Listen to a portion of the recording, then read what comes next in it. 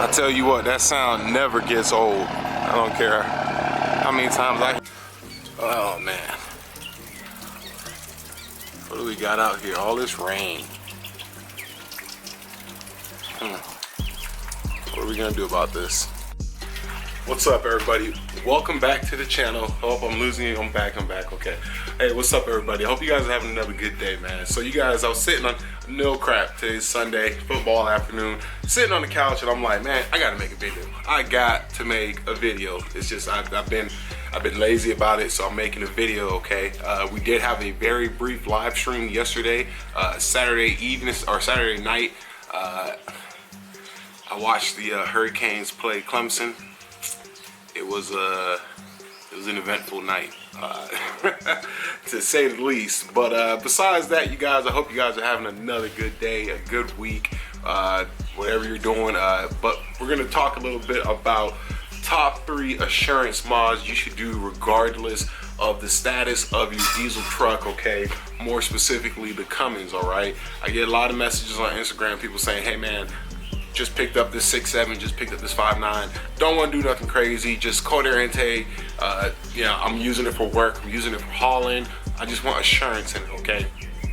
This video is going to mainly be for the 6.7 Cummins guys, but the 5.9 guys, you can take something away from this as well, well, yeah, pretty much Cummins dudes, okay? So, number 1, okay, when it comes to assurance mods, this is something that you should always strive to do to any diesel truck, regardless if you're just leaving it stock, you're racing it, you're hot shotting, whatever it may be. This is something that you can never go wrong with doing. And number 1 is going to be head studs, okay? So check it out. Head studs, what's going on here? So head studs versus head bolts. A head bolt, which is what comes on your truck stock, is nothing more than a bolt, okay? Where does it fall short? A head bolt falls short because it does not have the same amount of clamping force as a head bolt, okay? You gotta think, if you're putting something down into a hole and the only thing that's holding it down is just the head of it, it's not gonna have as strong of a yield or a tensile strength versus head studs, okay? Now with head studs, what's going on is you're taking a stud with nothing on it more, it's just a stud.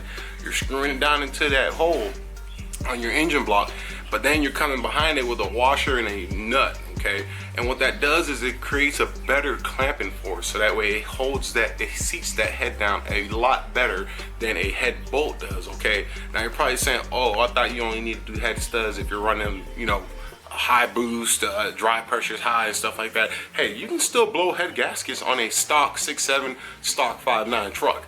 Don't get it twisted. People think you can only blow head gaskets on high performance trucks, which is far from the truth.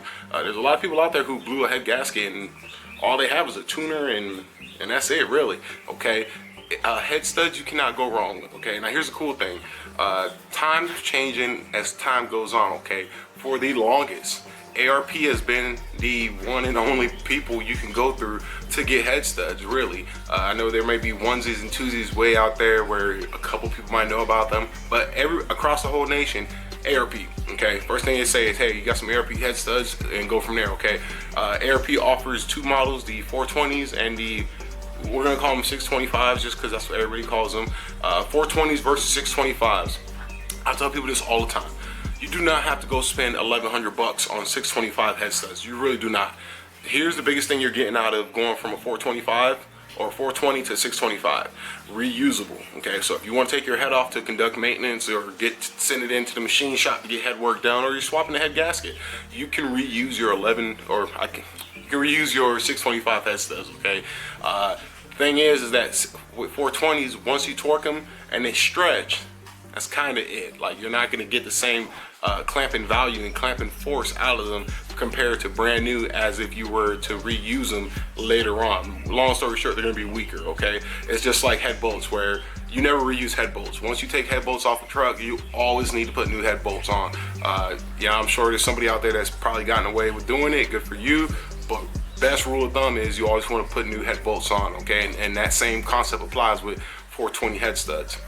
On top of that, your 625s, do claim to have a higher tensile strength. I believe 425 or 420s are going to be rated at 220-ish, 200,000 PSI tensile strength, while your 625s are going to be rated at about 260, 280,000 PSI tensile strength. Don't quote me on that. It's roughly around that ballpark, okay? But what I was getting to was there are companies emerging, okay? Some of you guys online, if you've been looking around, there's a company called Exotic Performance, XOTIC Performance. They're based out of Canada. They are actually an up-and-coming challenger to ARP when it comes to manufacturing head bolts and high-performance hardware, we'll call it, okay? So right now you can get 420 head studs for about, I think it's $399, 420 American dollars. Exotic Performance has equivalent, actually better tensile strength equivalents to 420s, and they only come in at about 320 American dollars, okay? Now you're probably wondering like, well, why? Well, they're probably cheaper, or they're probably, I'm not gonna trust them. Here's the thing, okay? It's a monopoly.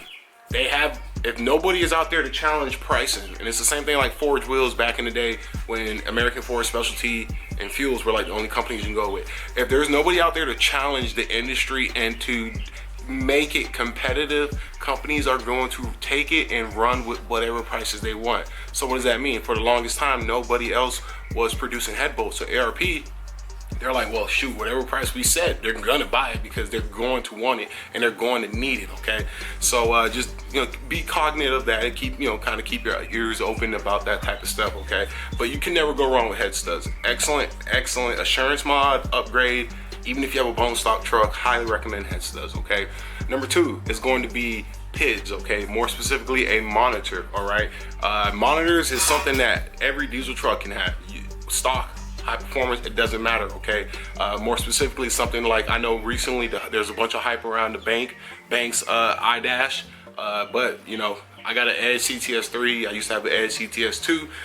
Excellent monitors. The reason why monitors are so pertinent and so valuable is because they are your blind side, okay? You can set up your monitors to have alert PIDs to where if something's getting hot, something's going over temp, overloaded, it can notify you and let you know. Because you got to be real, a lot of times we drive these trucks, we're not constantly looking at gauges and we're driving the truck just trying to get to wherever we're trying to go to, you know what I'm saying? So these monitors are pretty much our guardian angels in the aspect of it's protecting our investment, okay? So what does that mean? So if you're driving and your transmission temps start to creep up, and let's say you got your PID set up to alert you at 225 degrees Fahrenheit to alert you of a hot transmission temp, it's going to alert you, it's going to notify you. Okay, that can be a game changer in the long run, because what that can do is that can save you money over time, because instead of continuing to drive the vehicle until Kingdom comes and something blows up, you see it, you notify it, you notice it, you stop and you address the issue right then before it gets worse, okay? Coolant over temp, engine oil temp, all sorts of stuff, okay? You can never go wrong with a monitor, all right? Plus, it's an excellent way to see everything in a snapshot. You don't have to sit there and click through all of these settings and dig around trying to find it. You plug it into your OBD2 sensor or OBD2 port, you set it up, you get it configured the way you want to. Edge is excellent. I love my Edge CTS3. After they came out with the updates to fix all the glitches that were in the CTS3 when they first launched it, it has been a phenomenal monitor, okay? So monitors is a definite insurance mod that you can never go wrong with doing. This is from basic dudes to all the way up dudes, okay? And then last but not least is going to be for my 6.7 Cummins, guys. Everybody with a 6-8 RFE transmission, you guys know I am a huge advocate when it comes to this, and I tell you this all the time, okay? Transmission tuning / valve body plate upgrade, okay? You gotta do it. I'm telling you guys, it doesn't matter if you have a stock transmission or a stock truck, stock engine power. Upgrading your line pressure to 200 PSI from the factory, 160 to 170 PSI, is a very good noticeable difference, okay? On top of that, upgrading that gasket within the valve body is also another assurance mod in terms of preventing cross leaks within your valve body, which can lead to some of the dreadful things we hate about these 68 RPs. The sporadic shifts, shuttle shift or some shuttle, I can't think of the name right now, but pretty much it shutters like when it's downshifting, okay? That the sporadic shifting up and down, constantly bouncing between 6th gear overdrive lockup and 5th gear unlock. By tuning these transmissions and getting that line pressure up 200, it eliminates about 60% of those issues. Okay, obviously hard mods would need to be done to be able to get it fully eliminated, but you guys, I'm a living testament. I've had my truck since 2016. It's the same transmission from when I bought this truck, and I have done nothing more to the transmission other than a deep dish transpan, trans tuning, and the ATS valve body separator plate. Okay, now at this point, I'm not going to sit here and say you need to go with a certain company when it comes to the valve body plate. Really, most of the reputable companies these days have it figured out pretty good. You know, your ATS, your BD diesel, RevMax. You cannot go wrong with a RevMax valve body upgrade. I know Eric has it installed on his truck. D&J is another excellent company. I hear tons of good things about D&J with their billet channel valve bodies. So the valve body gasket upgrade itself is a inexpensive upgrade. Okay, so I think the ATS one's like $100 bucks. BD's like $130. Okay, that comes with the upgraded thicker valve body gasket along with hardware, and it comes with some check balls if you got the 2010 to 12 68 RFE. But that is a cheap but yet effective upgrade in assurance for your transmission. Okay, now if you're trying to go a little bit more, I fully recommend a full upgraded valve body. So the whole valve body upgraded. Get that billet channel plate because they're going to redeck it. It's a lot more secure, a lot more precise, and a lot more solid in terms of just sheer mass, if that makes sense. Okay, your valve body on these transmissions is the weak link. Okay, and valve body, obviously overdrive drums, what is it, 2C clutch, something like that. There's a couple other things that are weaknesses, big weaknesses, but between the valve body and the overdrive drums, valve body is one of the weaknesses coming from the factory. Okay, I honestly believe, and I'm a firm believer of this, that if I had not did the trans tuning in conjunction with upgrading my valve body on my transmission, I do not believe my transmission would be running. If I was still running 160 line pressure, I honestly believe this transmission would have been smoked way back when I had first installed the 467, like almost 2 years ago. So that's just me. Who knows? Who knows? We will be doing a full built transmission on it. I actually was talking to my buddy Dallas over at Red Horse Motorsports about that earlier this week. He's going to be sending out some goodies for the channel for the transmission here within the next couple of weeks. So you guys, I think you guys will enjoy that. But yes, trans tuning, the valve body upgrade. Do it. Okay, so you're probably wondering, well, how do I get trans tuning? So if you have a 4th gen 2010 Ram 2500 or newer, you can get trans tuning with your regular tuning. So if you got EFI Live, Easy Link, you can get trans tuning. Now trust me, I know they might want an extra 150, 200 bucks, but it is by far the best thing you can do for these trucks. Okay, especially for these transmissions. 3rd gen bubbles, we got it a little weird. Okay, now I know a lot of my 3rd gen cats out there have the H&S Minimax tuners still. Okay, if you have that, hold on to that. Do not sell it, even if you get EFI Live tuning.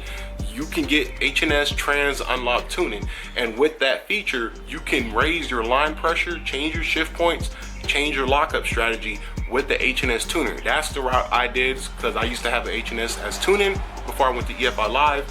Highly recommend it. Also for 3rd gen cats, because our TCM and our ECM are separate. If you don't have the H&S software, the best next thing I can tell you is RevMax sells trans tuning for our trucks. What that requires is for you to remove the TCM, transmission control module, remove that out the truck, send it to them. They're gonna send you a tuned TCM, and before you purchase it and send it, you make sure you tell them you want the raised line pressure and stuff like that. Okay, now here's the thing: do not raise your line pressure if you did not upgrade your valve body gasket. Okay, you need to have a upgraded valve body gasket in order for it to support the increased line pressure. If you raise that line pressure to 200 psi with the stock valve body gasket, you are going to have cross leaks. Okay, so do not do that. This is only for if you're going, so in conjunction, trans tuning 200 psi line pressure in conjunction with the valve body gasket upgrade. Okay, look into it. I have the video showing how to install the valve body gasket upgrade on my channel. I installed the ATS one for me on my truck just because at the time it was a good deal. It works good. I have no issues with it, okay? So check that out, okay? Now, if you're also wondering, do you need more than 200 PSI? So truth be told, yes, these transmissions do need more than 200 PSI line pressure, but here's the thing is that your stock transmission oil pump, it really can't make more than 200 PSI efficiently. So unless you upgrade your transmission oil pump and some other things inside of the truck, it's not gonna make all that power. Oh, it stopped raining. Let's step outside. It's been raining all day. So unless you have upgraded internals, especially that oil pump, it really does no justice in doing higher than 200 PSI. 200 PSI is a good PSI. It's going to, your shifts are going to feel way more crisper, way more solid. Transmission is just going to feel like it's a lot more happier, okay? So I'm telling you, I challenge you. If you don't have trans tuning, go get trans tuning. Do the valve body gasket upgrade. Get the 200 PSI line pressure and come back to me, and if you do not like it, I'll apologize to you, okay? But ain't no handouts out here. So do it, man. You guys are gonna love it. I'll let you guys check out the Cummins, man. It's been raining because of this hurricane over there in Louisiana. Hopefully all my Bayou followers down in Louisiana, Tennessee, that's another thing. I was going to be at the truck show, Blackout in the Country, Beans Diesel, got postponed until October 24th weekend, so 2 weekends from this weekend. It got postponed because of the hurricane, so I will be going out there. We will be rolling deep. I'm pumped still. Oh man, I got to get the truck cleaned up, wheels polished. I got a lot of work to do still. Got to take the black off up here because I plastic dipped that about 2 years ago, so it's starting to peel off now. So we got things to touch up to get it ready for the truck show. I hope you guys can still make it out there. I hope you guys are doing safe if you were in that hurricane zone. But yeah, definitely, man. So you guys, hopefully this video helped you guys out. These are 3 assurance mods you cannot go wrong with doing for your truck. I'm telling you guys, you're gonna love it. It's smart. It's your investment. Okay, this is your investment. Goddamn fly. This is your investment, so you want to take care of your investment. You want to protect your investment. Okay, you work hard. You spend too much money on these trucks just to let them go to shit and go to the wayside. Okay, so be smart about it. I know as much as people want to slap wheels, exhaust, tuner, that's another thing too with the tuner cat. So you know, all your truck's bone stock. All you have is a tune. You're running on tune 5 all the time. You need to have head studs, man. You got to have head studs. I'm telling you. So just do it, man. You guys are gonna love it. So until next time, you guys, if you enjoyed this video, smash thumbs up. Thank you guys so much for checking out the channel. Until next time, though, I will see you guys soon. Y'all take care. Have a good weekend. Be safe. And until next time,